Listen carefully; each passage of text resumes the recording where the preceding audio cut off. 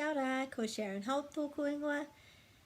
The phrase for this week is the title of this book, He aha tēnei. He aha tēnei. That means what is this?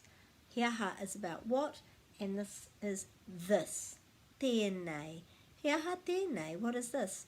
So in this book we're saying he aha tēnei, and the answer is, for example, on this page, he pūrere hua tēnā, that is a butterfly.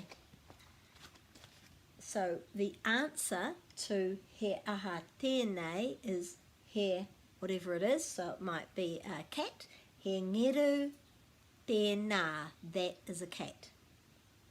So he aha tēnei could be something that you could say during the week to children, to yourself. You could maybe be, if you're practicing for yourself, you could say it for somebody in the family, but if it's just you, you could practice your vocab about things around the place, wherever you are, where you're working or living, or where you're travelling along.